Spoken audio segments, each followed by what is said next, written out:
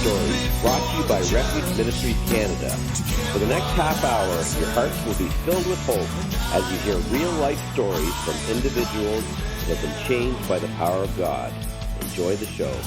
Welcome to Refuge Freedom Stories. I'm your host, Johnny T., and today my guest is Darryl Rodgers. At the age of 19, Darryl began a career as a corporate pilot. He served as a medic in the Army National Guard and became a co-pilot gunner on the AH-64 Apache attack helicopter. Today, Darryl fights a different type of war as a speaker, author, and family recovery coach, specializing in working with parents of children struggling with a substance abuse disorder. Darryl also serves on the state advisory board of the North Carolina Mothers Against Drug Trafficking. Darryl, welcome to the show. Thank you. Good to be here with you, Johnny. First off, let me thank you for your service. It's underappreciated these days, and I just want to take that time to acknowledge your service and to thank you for that. Thank you so much. I took a look at your website, and one of the things that you talked about was igniting the hope. And so I wanted to ask you how that relates to your story and how that relates to you personally. Like, what was your journey that led towards that? And was your faith in God part of that journey, or did your faith in God come after that point in your life that you're going to talk about in your story? Yeah, it was actually part of my journey. And I'm a preacher's kid. So my dad was a Southern Baptist preacher, a couple of different small town churches, and then a country church that I considered my home.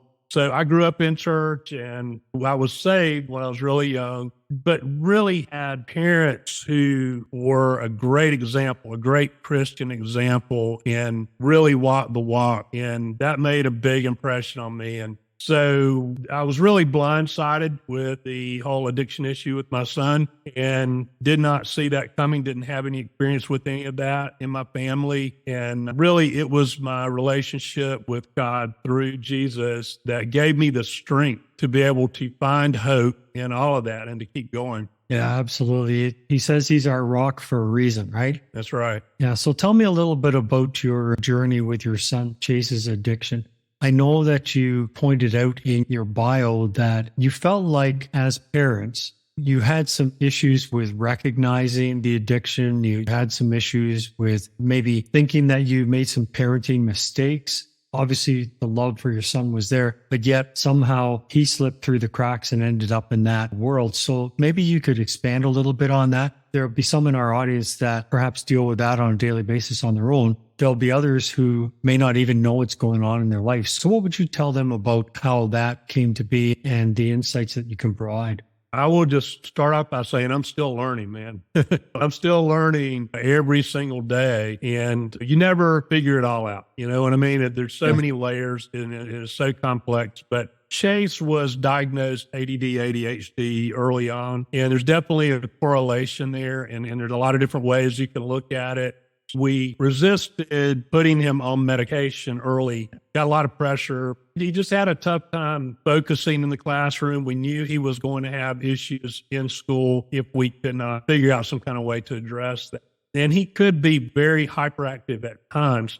He was diagnosed, and we did eventually put him on a very low dosage of Concerta, the lowest dose that we felt like we could, that our doctor recommended. And then as he would go through growth spurts, we would bump it up. I could tell when he go through a growth spurt, I could see he would start doing some things that would be sort of bizarre, acting out in class and things that were out of character for him. And I especially remember that in middle school. And so we bump it up just a little bit. So I don't know. I can't really say, was it the medication? Is it the impulsivity that people who are ADD, ADHD deal with? What was it that led to the addiction? Where does that connection there? I don't know 100% for sure. I can only really speculate about that and try to come up with some theories, but he was doing pretty good. He was doing pretty good up until really about his sophomore year in high school. And his grades began to slip, and he seemed to be developing an attitude, more rebellious,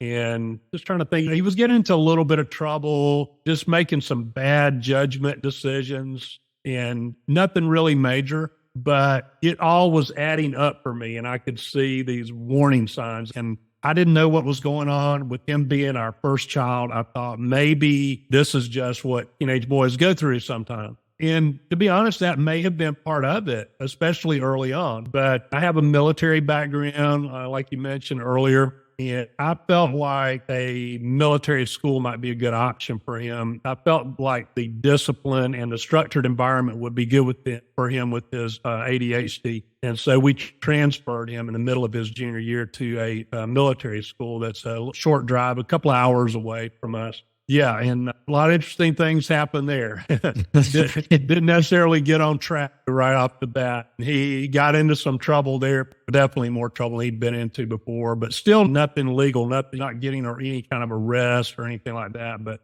had an outstanding football season his senior year there, and he did bring his grades up while he was there and graduated on time. So there were some pluses to that. Yeah, I think it can be a challenge. God creates each of us uniquely and for a purpose and for a plan. And we don't always understand why we see things certain ways or why we act certain ways, but God has created us. There's no question about that. And so even in spite of the struggles that you saw Chase having, you would still be able to see the gifts and the callings in his life. Oh, absolutely. Yeah.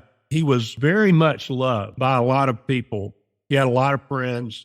He was a quiet kid, easygoing, but had a kind of an odd sense of humor, made people laugh, liked to make people laugh. And people just loved Chase. He didn't have an enemy in the world. And aside from that, he was very good with computers. I have a photo of him that's on the cover of a book I wrote about him.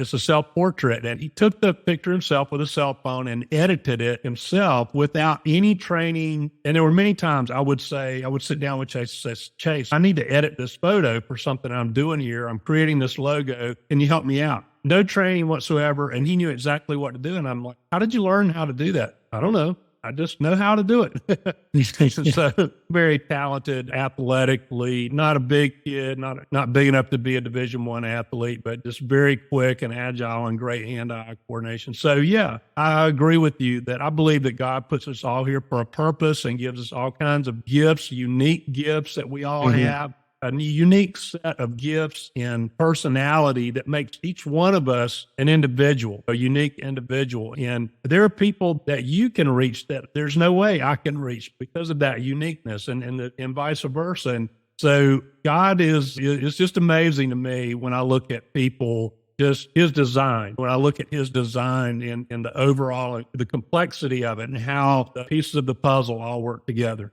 Yeah, amen to that 100%.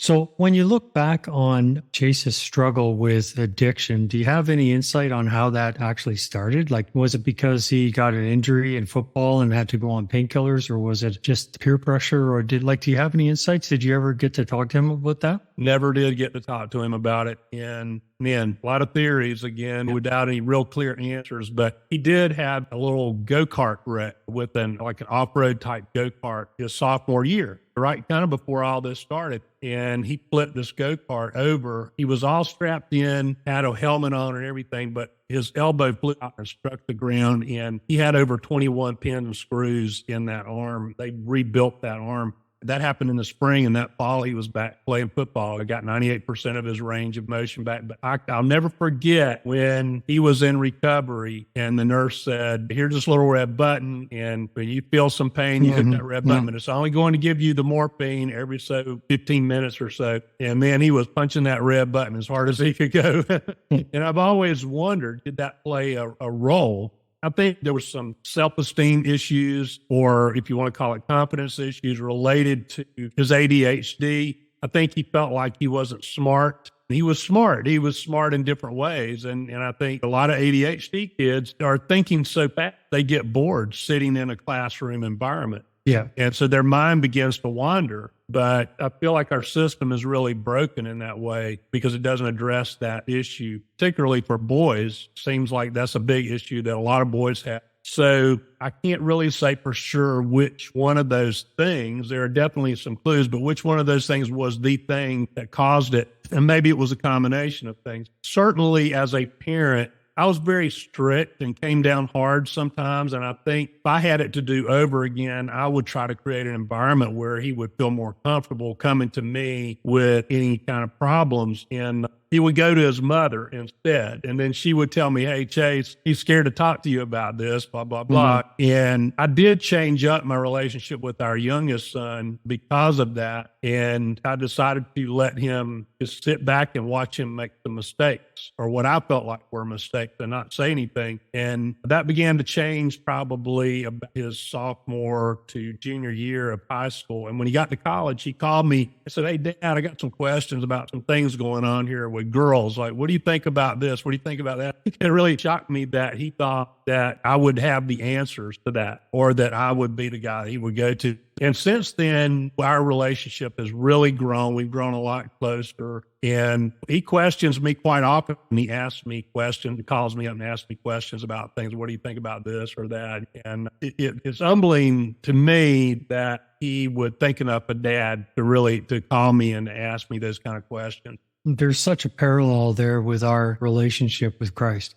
I've said it many times before, we'll never surprise God with what we bring to him. He knows everything anyway. I mean, you're not going to surprise him, right? Right. And just having that openness and that trust in Jesus to know that you can go to him with any issue, with any problem, with any success, with any failure. And just that learning that you got from your initial relationship with your older son, Chase, and how God allowed you to transform to be more like God himself with your second son, that just speaks volumes about the love and the grace and the mercy of God. As hard and as heart-wrenching as it was with your first relationship, God's mercies are new every morning. Yeah, for sure. Those two boys, while they had a lot of similarities, have very different personalities. And Chase was very easygoing, laid back, and it was easy for me to kind of nudge him in a direction. And sometimes I didn't realize, I think, in hindsight, now I can look back and go, oh, he did that because he thought that's what I expected of him. And Justin was more stubborn. He would push back and he was like, no, I'm not doing that. And I don't care if you like it or not. And that didn't sit well with me in the beginning, but it really made for a better relationship down the road. And anyway, they're just different kids, but they both were Eagle Scouts, both ran track in high school, both played football in high school and at the next level in college. A lot of similarities. In 2014, life changed for you Yeah. with Chase. Maybe you can tell our audience what happened there. Yeah, Chase, he went to college on a football scholarship, a Division II school, and immediately gravitated to a rough crowd there in college, and dropped out early on in the second semester of his freshman year, came back home, gravitated to a rough crowd at home. We ended up having an intervention for him here in our home, and through that intervention, we got him into treatment. He spent 30 days in treatment, then went to a halfway house and bounced around to several different halfway houses. But then he was beginning to relapse.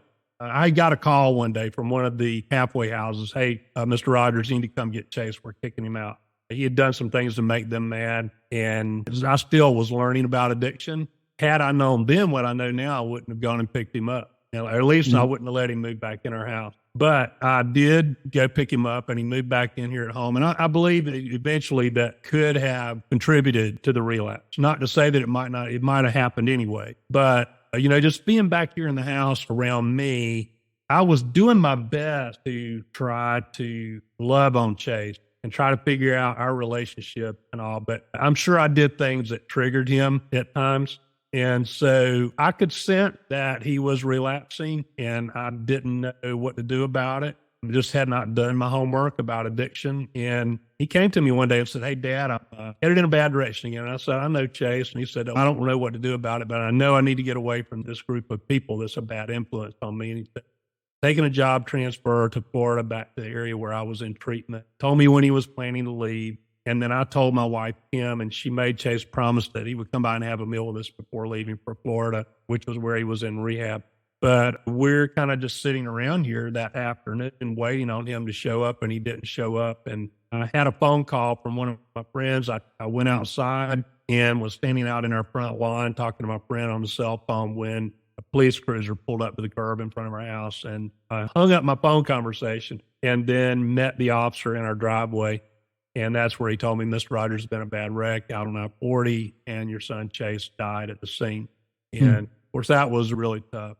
Can't tell you how many times right there where we were standing, I would throw the football to Chase and throw it just out of reach and watch him use athleticism to make diving catches. we spent a lot of time together when he was growing up. I would hunt and fish with him and camp and all of that. Anyway, the officer, I invited him in. I came in and he came in behind me, and I broke the news to my wife and our younger son, Justin, who was in the 8th grade at the time. And of course, we cried for a while. We all cried for a long time. And then we began to ask questions, and the officer told us that he didn't really have a lot of information that day, but we heard a rumor that there had been a going away party the night before. There had been all kind of drugs and alcohol consumed. They woke up late the next morning feeling hungover, and they felt like it would be good to go to the park, smoke some marijuana to help them cope with their nausea. Now, I did look at part of the police report. I've not seen the whole thing, but part of it did, in the early parts of that police report, they did, according to the police report, go to the park near our home here. It's really within walking distance. And they smoked marijuana there together in the park. And then Chase let this girl, she was 18 years old. He had dated her at one time. He let her get behind the wheel of the car. He got in the front passenger seat, and another kid got in the back seat. And they left the park, grabbed a quick bite to eat, and then right out onto I-40 in rush hour traffic. They only went a couple of miles before she lost control of his car in a curve, running about 70, and ended up, ran off the road, hit a tree, and Chase died either on impact or shortly thereafter. Yeah, that's terrible news to receive at any point in anybody's life. Absolutely. We had talked about plan and purpose in someone's life, and I know that your experiences with your son Chase prompted you, I would say, to launch your activity into recovery and helping families understand that process and so on. And I noticed on your website that you offer an online course to people to help them understand that. You have a free download of your book about Chase. So maybe you could tell me about those two things as we kind of wrap this up here. Okay. Yeah. The online course is out there. I think I've got the price set at $37, which is, there's a lot of video there. And there's a lot of forms that they can fill out and a lot of worksheets, I guess I would say, that go with it. And it's a great course for parents or any other, it could be guardian, like grandparents who have a son or daughter or grandson or granddaughter battling drug or alcohol addiction. And what I found out, I tell people that I know the secret to long-term recovery now, and it's the family. It's the family. It's a big secret, right? But I think for me, I didn't get it. And I think a lot of parents don't get it early on. We have this idea in our head, and I think logically we know it's not right, exactly right. But our idea is that, hey, I'm going to send my kid off to treatment. They're going to fix my kid and send him back, and he's going to get better. But if we don't do the work on ourselves, we really don't have any control over the decisions that our children make, particularly our adult children. And if we don't do the work on ourselves, then the family dynamics don't change. They go to treatment, they come back, and that can contribute to a relapse. So parents a lot of times fall into, for lack of a better term, enabling behaviors. I prefer to use the term setting healthy boundaries. We need to learn how to set and maintain healthy boundaries so that we're not doing things for our adult children that they could be and should be doing for themselves. It keeps them stuck, and we end up in a codependent relationship. It keeps us as the parents stuck as well. And when you turn that focus in on your own personal relationship with God and growing spiritually, it frees up your child to it gives them their best opportunity at recovery, no guarantees, but it gives them their best opportunity at recovery and help us become more like the people that we need to be, that we were created to be. So there's pain in all of this, and pain is an opportunity for growth. Absolutely, yeah. And what's a website where people can go to get that information? The website is thefamilyrecoverycoach.com. thefamilyrecoverycoach.com. And I'm also now offering an online group coaching program for parents who are in that situation. I'm launching it now. So that's something that I'm offering. I feel like accountability is a big piece of this for parents as well once they learn it, because you can know the right things to do, but still fall back into the old habits. So the accountability is a big piece of it. And then I've gotten trained as an interventionist, and it really ties into the things that I do with the families, because a lot of times I've referred people out for interventions because they get in a situation where it's really touch and go, and they need the intervention to get their son or daughter into treatment. And then while they're in treatment, it's time for the family to work on their issues, the things that they need to improve on. Yeah, absolutely. So one final question for you. What's the one thing you would tell people about God? About God, man, I would say God loves you and he forgives you for whatever you've done in the past. So we tend to be our own worst enemies sometimes. We beat up on ourselves and we don't want to keep repeating the same mistakes and the same sins over and over again. But God forgives us. He loves us. And he's like the perfect father. None of us have a perfect biological father. They're all flawed.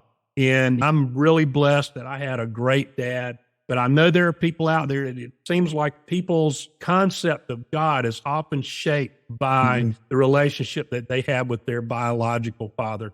And I would say, if you didn't have a good relationship with your biological dad, don't let that be an impediment to your relationship with the perfect dad who loves you unconditionally, and he will guide you in the right direction. And it's just like a good dad will sometimes let you make mistakes and let you have to struggle a little bit so that you can grow. But he's there for you, man. He's there for you the whole time.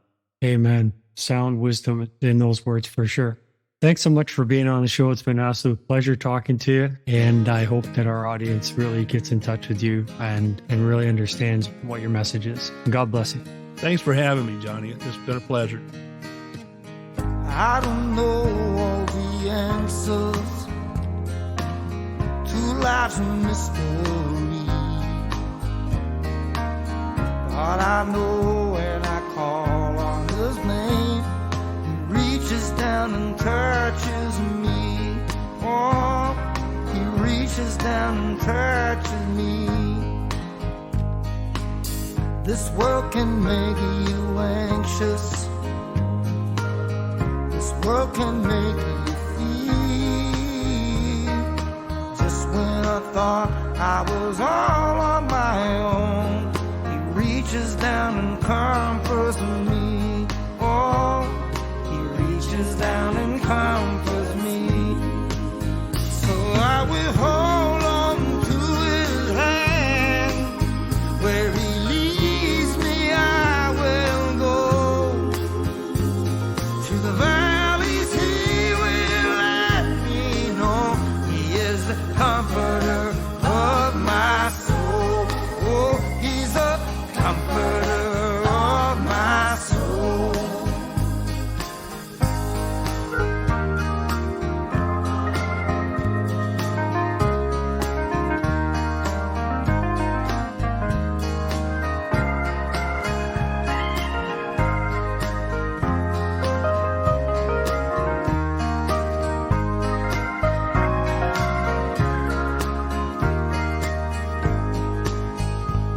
Now the beauty of my failure, it's so plain to see.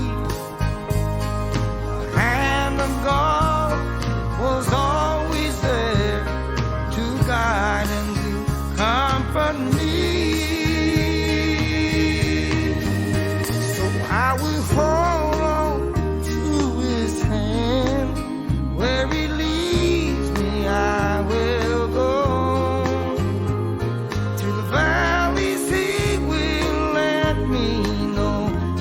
The comforter of my soul.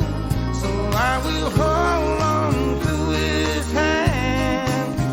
Where he leads me, I will go. To the valleys he will let me know. He is the comforter of my soul. Oh, he's the comforter of my soul. Oh, comforter of my soul.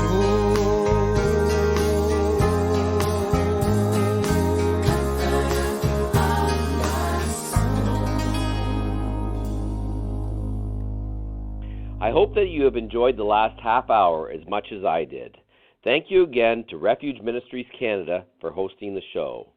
So until next Friday, may God richly bless you with peace, love, and happiness. We at Refuge Ministries are so blessed by the success of Refuge Freedom Stories and podcasts.